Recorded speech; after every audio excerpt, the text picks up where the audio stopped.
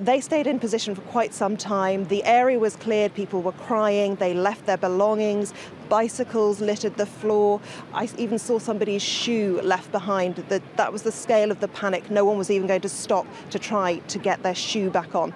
People ran into nearby shops where the shutters were then brought down, into nearby hotels. This was a full-scale panic, and it isn't surprising. We're less than 48 hours on from when all of this began. Those deadly attacks targeting people in public places. And of course, everyone knows that the rallying point here in Paris at the moment is the Place de la République. There were definitely well over 1,000, maybe even 2,000 people gathered here, all in defiance, saying that they were going to stand tall. One gentleman stopped randomly and just said to me, "The Republic is on its feet. We're injured, but we're on our feet." So that's the attitude of people here in Paris. But that defiance gave way to fear very, very swiftly indeed. Now, you can see that there are still some people gathered here. Some have returned. Maybe some have arrived later and don't even realise that there was such a full-scale panic here. But we'll wait and see whether or not the scale of the crowds return, because it really felt as though this was a moment where people were very much in danger here in the French capital tonight. Emma, we've got some live pictures actually from a side street, just a short distance from where you are, and the scene there appears to be once again calm, people laying flowers, lighting candles, maybe pausing for a moment and thinking and paying respects to the victims. That was presumably the scene around the main statue in Place de la République before that moment of panic broke out.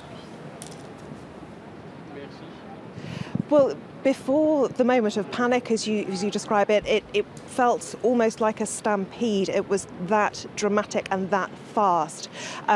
Before that happened, the atmosphere was actually almost carnivalesque. It was very much at odds with everything that we've seen over the last 48 hours here in Paris. This wasn't a group of people mourning. This was a group of people celebrating the fact that they were standing up to terrorists and saying, "We are free to do what we want." There were people singing, spontaneous songs breaking out, the Marseillaise, of course, but also songs like "Come Together," "Stand By Me," all songs with meaning for these people who wanted to say, "We are here to stand up to the terrorists, not to give way to them." There were even people standing around carrying placards saying "Câlin offert," free hugs, just hugging people, and people were actually dissolving into tears as they had that sort of human contact with a stranger. And it was a real sense of defiance and quite a happy atmosphere here, which just changed so radically, so quickly. Thanks for that, Emma James. Emma James there in Place de la République with the latest on that incident. We're just receiving word actually from the French police, who say those crowds panicked after hearing firecrackers. So that might be the bangs and the crashes that were described just there. French police saying that République panic sparked by firecrackers.